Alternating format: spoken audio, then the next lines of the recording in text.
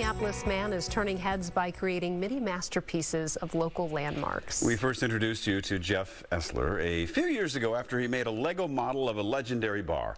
In tonight's Maury Stories, Maury Glover shows us how Essler is building on his love for the popular toys.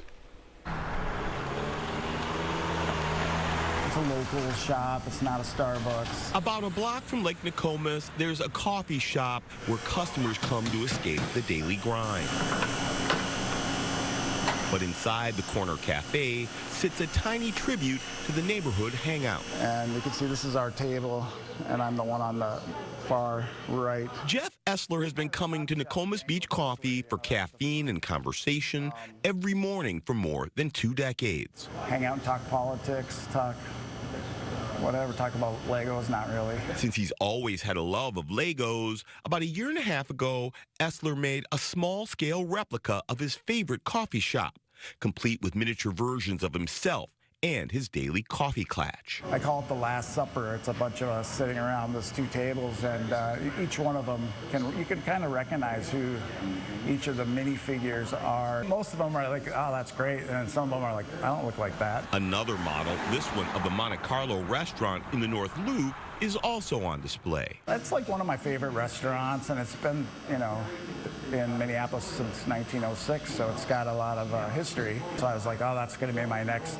victim. With reproductions of everything from the outdoor signs and patio to the iconic bar that goes all the way up to the ceiling, Essler's attention to detail is jaw-dropping. That's usually just my perspective. It's not necessarily super accurate, but they end up looking a lot like the real places.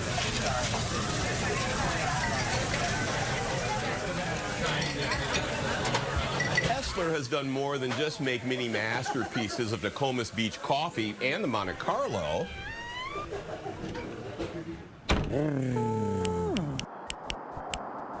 He's also created Lego versions of more than a half-dozen local landmarks and popular watering holes. If you squint your eyes, you can't tell the difference.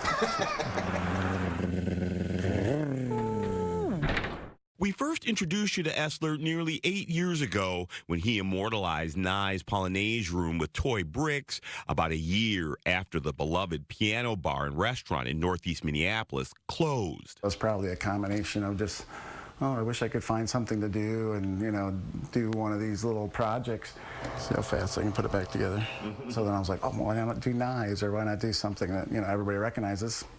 So, yeah, that's what I did. It has the inside bar, and you can kind of tear it apart. It is now one of a handful of Lego models in his man cave that includes Glick's Bar in downtown Minneapolis and Matt's Bar, the home of the Juicy Lucy.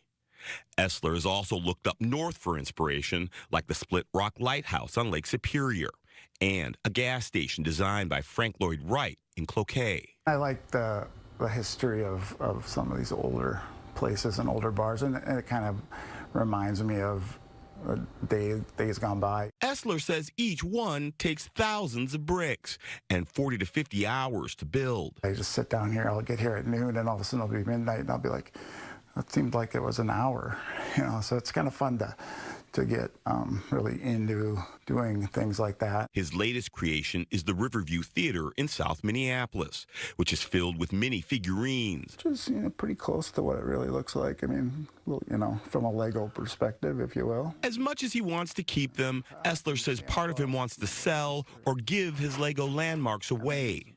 But he has no plans to stop recreating some of Minnesota's most recognizable places, one brick at a time. They're cool enough to kind of be maintained. I mean, they have kind of a little bit of Americana or a little bit of history. For Maury Stories, Maury Glover, Fox 9. Those are such special creations. Yes. The detail. And it takes a special person to sit there for 12 straight hours. It reminds me of, if you love model trains, like the detail that goes into them, and they're so realistic. Yeah. So, and we love it when Maury includes himself as a Lego figure. Oh, that was a for classic the look back, yeah, right? Yeah.